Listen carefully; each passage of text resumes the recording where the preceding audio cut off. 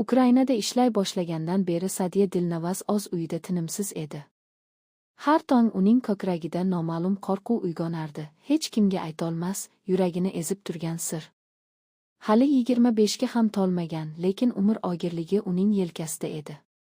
Erining yo'qligida Sadiya Usman ota bilan bir uyda yashardi.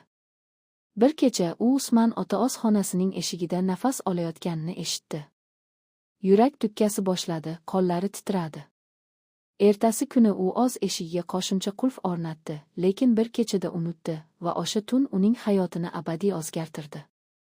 Usman ota uning xonasiga kirishga urindi. Sadiya baqirdi. Ovozni eshitgan qo'shni ayollar darhol yordamga keldi. Ular Sadiyani himoya qilib, biz sen bilanmiz, dedilar. Bu so'zlar unga yangi kuch berdi. Ertasi kuni u otasining uyiga ketdi. Akalari kelib Usman ota bilan gaplashdilar. U avval inkor qildi, keyin tan berdi. Sadiya sud orqali rasmiy ajralishni talab qildi. Ukrainadagi eri, otam bunday qilolmas, deb telefonda baqirdi. Sadiya tinch, lekin qat'iy javob berdi. Men sizning obro'yingiz uchun ko'p chidardim. Lekin mening shaxsiy xavfsizligim hammanidan muhim. Sud ajralishni rasmiylashtirdi.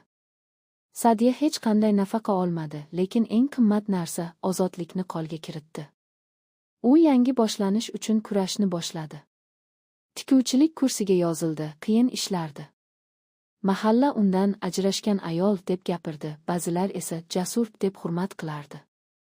U gaplarga quloq solmadi, chunki uning yurak siridan kattaroq siri bor edi, u homilador edi. Qizasi Zahra tugilganda Sadiya o'z hayotining ma'nosini topdi.